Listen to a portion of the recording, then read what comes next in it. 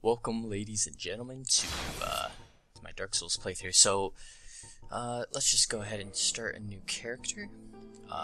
Let's get a name. I am playing on PC, and I am using a PS3 controller, as you can see. So, let's just go with zombie. Alright. Let's play male class. Let's see. The best class to start off with is probably Pyromancer. You start at level 1 so you can fully customize your character. And you start out with Pyromancies, which is kind of known as being the most broken, like, spells in the game, or the Pyromancy spells, or whatever you want to call them. So let's just go with a... Let's go with the Wanderer, just because I like the weapon you start off with. And, okay, so... usually, on your first playthrough, or just the normal playthrough, you're gonna go with the Master Key.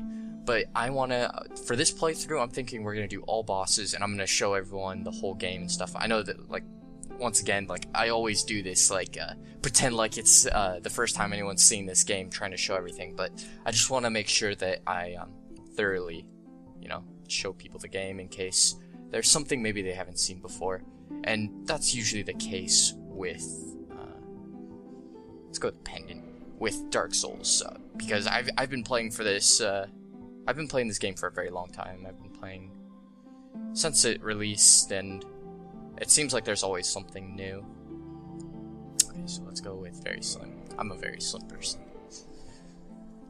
Let's see. Let's go. We're a noble. Yeah, man. No, we're not a noble. We are not a noble. I'm thinking we're going with strength or something. Holy crap, that dude's a vampire. Jesus. Let's just go with the commoner. Let's see.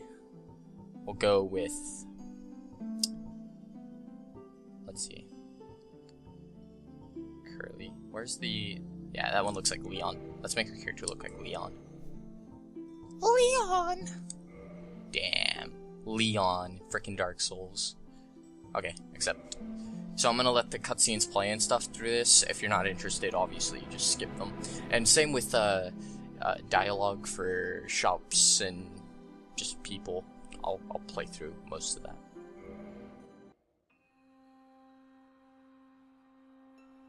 In the age of ancients, the world was unformed, shrouded by fog.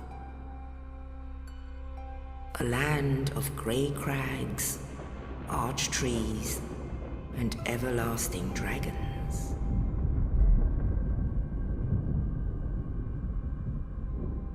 But then there was fire,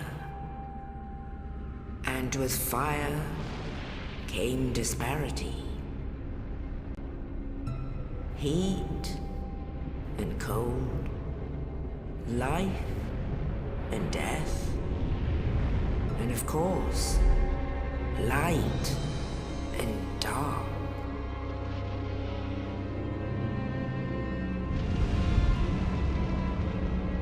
Then, from the dark, they came and found the souls of lords within the flame.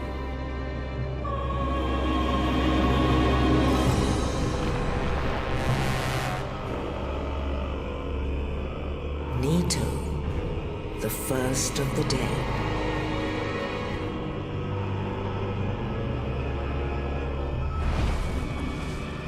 The Witch of Izalith and her daughters of Chaos.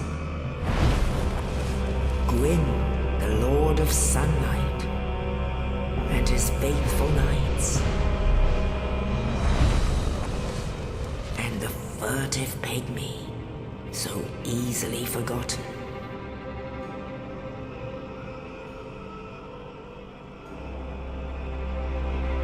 With the strength of lords, they challenged the dragons.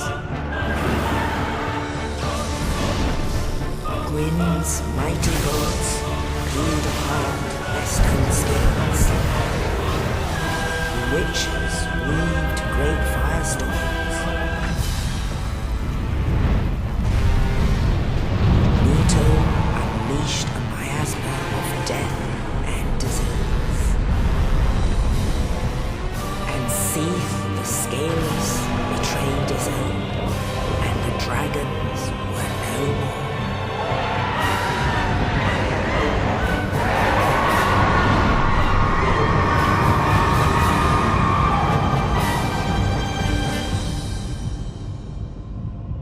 Thus began the Age of Fire.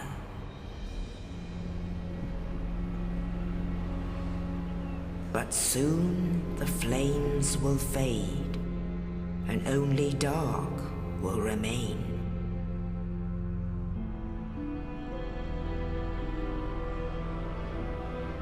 Even now, there are only embers, and man sees not light, but only endless nights. And amongst the living are seen carriers of the accursed dark sign.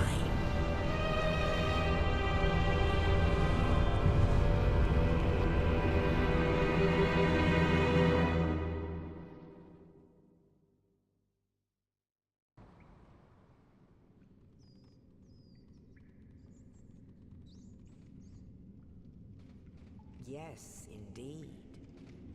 The dark sign brands the undead.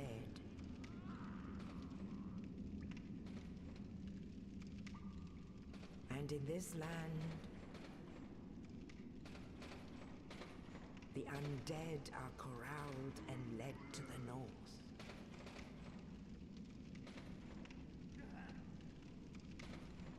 Where they are locked away to await the end of the world.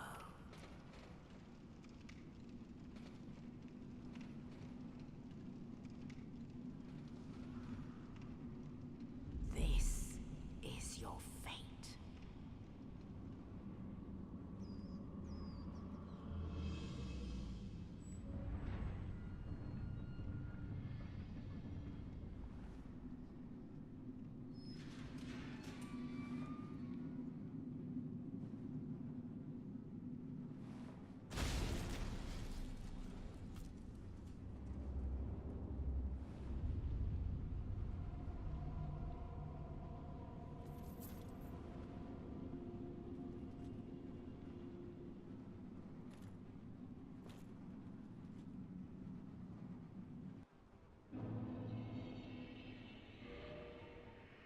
Alright guys, there's going to be a tiny little cut there. I was increasing the audio because I noticed that it got a little low after that cutscene. So yeah, that cutscene, when you first play this game, that cutscene, it's like, you don't know what the hell's going on. Like, there's freaking dragons, there's guys throwing lightning crap, you're like, what in the world just happened? And I'm not going to be going too much into the lore of this game, because I feel like if I talk about the lore, it's almost like I'm kind of telling you how to think. With the Souls games, it's kind of like you view it the way you want to view it, almost, because there's a lot of speculation, and a lot of it's just you get what you take from it. It's nothing really more than that. There's no straight storyline, which is what a lot of people like about the game, and what confuses people a lot about the game. Okay, so we're just gonna go through here. We're not gonna fight that boss yet. You're not gonna fight this boss with this weapon here, and you're gonna notice that the controls, you see it says an A, read message. That's Xbox controls, and I'm not playing Xbox. I am playing on a PC, and I am using a PlayStation controller. I've already said that, but just so you know what's going on, why it's showing Xbox controls. Alright, so we're gonna we just picked up our shield and sword here, so let's equip those. I'm not gonna equip the shield because I don't use shields. Shields are boring. Actually, I might use a shield. I'll do some parrying. Let's practice some parrying. I'll show you guys some timings and stuff on when to parry, especially early on. Can be helpful. I haven't played this game in a very long time, so if I make a mistake, you know, don't beat me up. Oh, you're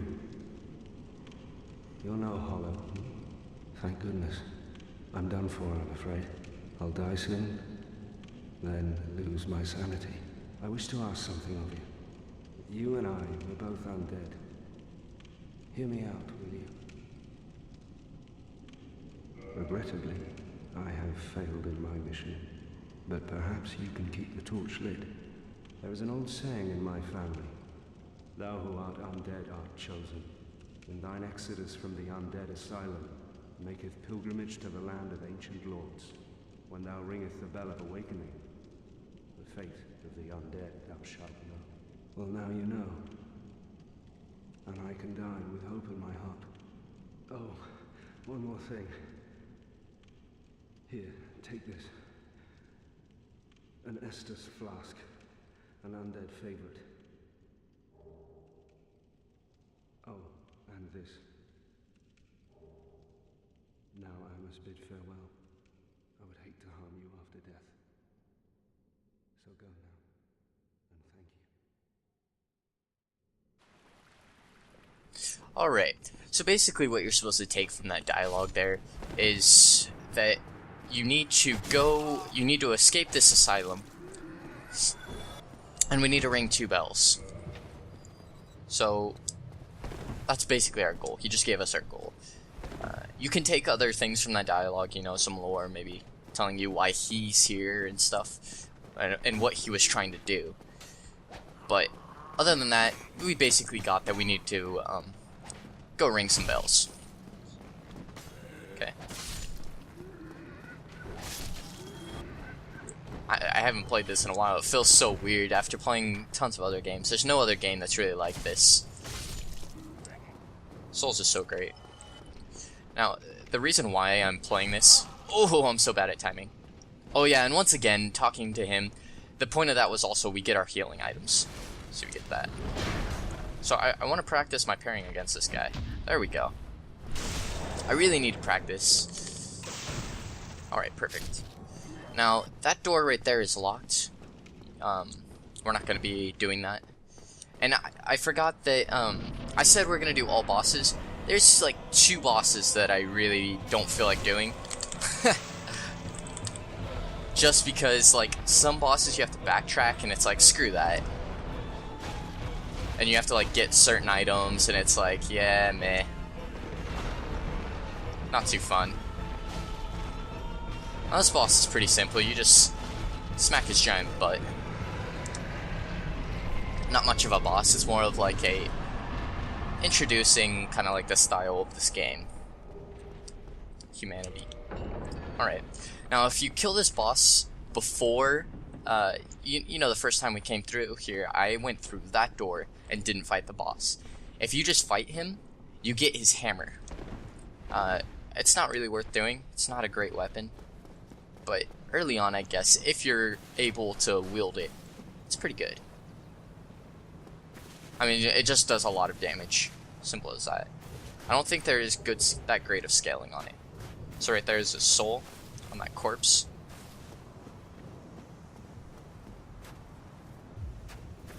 Alright.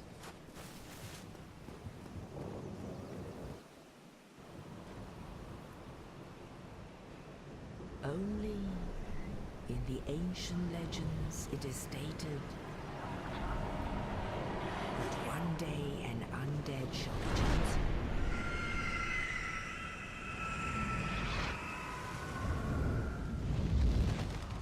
To leave the undead asylum in pilgrimage to the land of the ancient lords.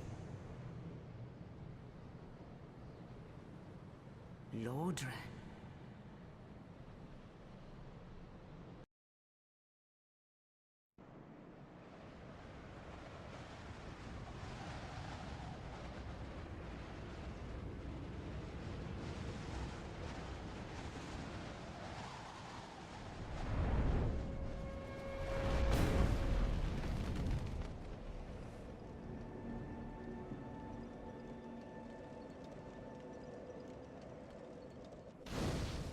Now, this is basically where the real game begins. This is our first like real bonfire that we're gonna visit and that we can warp to. So at our bonfire we can level up, kindle, reverse hollowing. Right now we can't really do any of those things. So here is our first NPC that we, well, not our first, but our first. Well, what do we have here? You must be a new arrival. Let me guess. Fate of the undead, right? Well, you're not the first, but there's no salvation here. You'd have done better to rot in the undead asylum. But too late now. Well, since you're here, let me help you out. There are, actually, 2 bells of awakening. One's up above in the undead church. The other is far, far below, in the ruins at the base of Blight Town. Ring them both, and something happens. Brilliant, right? Not much to go on, but I have a feeling that won't stop you. So, off you go. It is why you came, isn't it? To this accursed land of the undead? So this guy basically does nothing throughout the game. He's just kind of like kind of tells you what you need to do when you're kind of lost, you know, like he just said, so you come here, and maybe you didn't listen to Oscar back there. Maybe you're just like, give me my healing items, give me the key, let me get the hell out of this freaking, this asylum. So you come here, and you're like, okay, what do I do now? You talk to him, and he tells you once again that you need to ring these bells. And that's, basically all we really need to do right now. So let's pick up some items here, just real quick. We're not gonna, you know, wipe this place out, pick up every possible item you can, but there's a few items like right about here. I don't usually pick these items up, but for the sake of this playthrough. In a sense, this is going to be a bit of a walkthrough, because I am very experienced in this game, and I will show you some techniques and maybe teach you some things about the game. So let's just, let's go talk to the firekeeper of this, bonfire. So each bonfire basically has a firekeeper, but a lot of the firekeepers have died. So let's talk to her. No response. So she cannot speak yet. But what happens is, if you get some items later in the game, you can reinforce your Estus Flask. And what does reinforcing your Estus Flask do? It increases how much your Estus Flask heals. And you'll probably also notice that I have 10 Estus Flasks instead of 5. So why do I have 10 Estus Flasks? Well, you see, what Kindle actually does is you sacrifice humanity, which is a sort of currency in this game, but not a normal currency like souls. What you do with it is you spend it to either kindle a bonfire, which allows you to have more Estus Flask, or use it to reverse hollowing. Now, why would you reverse hollowing? I believe you get a couple of stat boosts, but that's not really the most important reason to reverse hollowing. The most important reason is that it allows you to play in co-op. It allows you to summon other players that will help you. Now, a lot of people do not like to reverse hollowing because it actually allows you to be invaded. Okay? Pretty simple. What is this guy doing? Ow. Jesus, I'm rusty at this game. Ah, screw you. I actually used to speedrun this game. I'm actually pretty good at it. But, I'm actually gonna try and pick up every item so you guys know where things are, and I can explain what they do. Okay. So we want to watch out. That guy up there is actually throwing those bombs at us, so you have to be careful.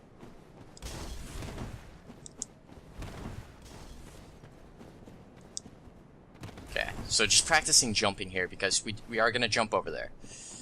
Ready, and bam! That part's, it can be difficult. Like, even if you're skilled at the game, sometimes you just mess up. It just happens. It's Dark Souls.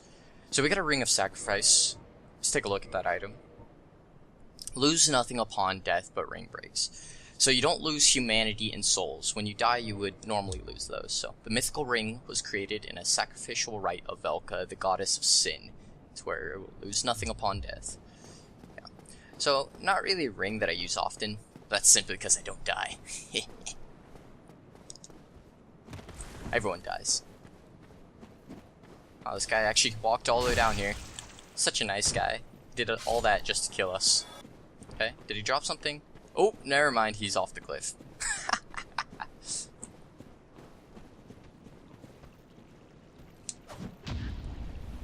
Pretty easy. These guys are really easy to parry.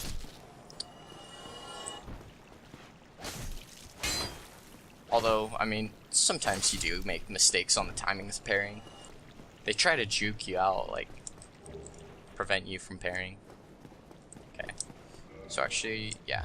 We'll keep the shield equipped in case I want to practice my parrying a bit more. This is basically why I picked up this sword, is when you're two-handing it, you get this special attack. And you hit 2 times. So it's pretty awesome. Okay. So we're just gonna get to the next bonfire. That's our goal here.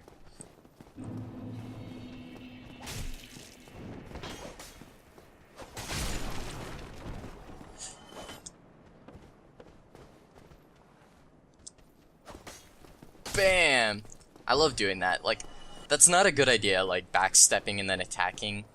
Like, you might as well just back off and then attack. But it's cool. It's cool, man. Nice. So I don't believe there's anything in that room. I don't remember there being. I'm not even gonna bother. If there is something in there, it's nothing good. I'll tell you that. Some souls. Okay. You can't... I've made this jump before. I don't know if it was, like, I glitched the game or something, but I've never been able to make this jump again. I don't know what it is. So, I don't know. I don't know.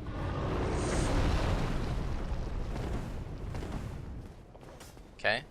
So this is, like, the first little area of the game where they actually try to, like, troll you, like... You're down here attacking, being attacked by those hollows, and then you're up here, and then this guy up here is trying to shoot you with the crossbow. So it's kind of a pain in the ass, but you just gotta. It's kind of like if you kill them in a certain order, it makes it significantly easier. So I went straight for the ranged attacker because it's easier to keep your eyes on melee attackers than it is a ranged attacker. So. It's a good idea to take care of him first. Now, normally, the best way to take care of these guys is to kick their shield. If you kick their shield, which is a forward R1 attack, or a forward right trigger attack, it'll knock their shield back. But this weapon has a special attack that does that, which means I have to try and get behind them before I can damage them, or bait out an attack like that, and just attack them. Pretty simple. So there's actually hidden stairs here that we can go down. And there's also going to be hidden hollow behind these crates. We'll just kill him. And then... shot. Make sure not to kill this guy unless you know what you're doing. If you kill him, you actually get a sword. A very good sword early on. Well now, you seem to have your wits about you, hmm? Then you are a welcome customer. I trade for souls. Everything's for sale. So this guy's insane. But he sells you some somewhat useful items. Repair powder is pretty good. Fire bombs are pretty good on the next boss. You need this if you want to write messages and write messages. These are all good items. Buying weapons from a shop is not usually a good idea. And this guy actually didn't used to sell arrows. Pretty awesome. They changed it and stuff. What a waste of time.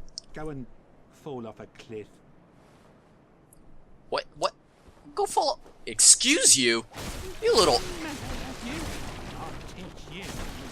What an ass. Julia! Excuse you? Why me? Why me? Julia? Alright, so some of those things he was selling, humanity, I don't believe he was selling humanity, but the orange guidance soapstone, you get that for killing him, and you get the residence key. Now we're going to use the residence key in a little bit. Normally you don't need the residence key if you have the master key, but we don't have the master key, so. And now for the sword. We get a katana. Uchi-katana. Now, why is the sword so good? It has 10 more damage than what I currently have, and I can't even wield it. It requires 14 strength. It's pretty crazy. and it has less durability, it's heavier, but if you look at the effects at the bottom left, it actually has 300 bleeding, it has a really good reach, and the moveset is just really good. That move's not that great, but things like that's an amazing move. That's a fantastic move. But we're not going to be using that right now. We don't have enough strength to use it, so we're just going to ignore it. Actually, let's take a look at our stats here. So, that required... we actually can use that weapon. Because you see, it requires 14 strength. That's what the little muscle and the red 14 means. And we currently have 10 strength. Now, why would we be able to wield that if we only have 10 strength? When you two-hand, you're basically multiplying your strength by 1.5. So right now, I only have 10 strength, but when I dual wield, when I two-hand, I mean to say, you essentially have 15 strength, right? So. And it does a good amount of damage. So, I think it actually has good scaling as well. That's another important reason why the weapon is so great. So let's look at the scaling. Yeah, you see right there, it has B and scaling, the hand under the parameter bonuses. This actually has better scaling because it has an E in strength. But, meh, screw it. Plus, the weapon just looks cool. So we're actually going to take off some armor here. I'm going to take off the shield because I'm not going to be using it anymore. Because I noticed that we were actually slow rolling. And when you wear a certain amount, yeah, you see how I'm rolling somewhat slow there? Take off this. And now I'm rolling faster. Throwing knives. So we can actually make this jump now off of the roof. But you have to be careful. I'm going to just go with the running jump. I believe you can make it without jumping. But let's just be safe here. Okay. So we actually get a weapon that's pretty useless up here, but I'm just going to show you what it is. You get a light crossbow, and crossbows are not that great. The reason why they're not that great is they don't scale with your character. Maybe early on they're pretty decent, but without scaling later on, they're not as great. And what scaling does is, as your stats get better, your weapons get better. And that's what I mean with this Uchikatana, is that when I get more dexterity, this weapon gets better. Now, I'm explaining this as if you don't know how to play this game, and I'm sure a lot of people that are watching this already know how to play, but just in case, you know, it's somewhat of a walkthrough again. So here's our first bonfire, and you notice I have 9 Estus flasks. Now, you would think resting at the bonfire would restore all 10, but instead, it doesn't restore any. And that's because it only will bring me to 5 Estus flasks, since this isn't a kindled bonfire. And I just noticed at the top left of the screen, we actually got a humanity from going through this area. Now, you get humanity from just killing enemies, and certain enemies drop humanity. Let me find it. Oh, it's under consumables, of course. So, see, we have 5. So let's actually unequip these items here, because we're not going to be using them. And I think that's it for this episode. We got to the first bonfire. In the next episode, I will show you the easiest way to kill the next boss. So I hope you enjoyed this episode. Hopefully you learned something. If you didn't, at least I hope you enjoyed the gameplay. And maybe my voice was just a bit soothing. I don't have a nice voice, but good enough. So yeah. Oh yeah, right. So, the reason why I'm playing this, just a little side note, you can leave the video if you want right now. The reason why I'm playing this is because a friend of mine is playing it on his YouTube channel, and he's kind of new, he's starting. So if you want to check it out, I'm going to put a link to his video in the description of his Dark Souls playthrough. So if you're bored, got some free time, go ahead and check it out. But anyway, that's it for this video. Thank you for watching, and I'll see you in part 2.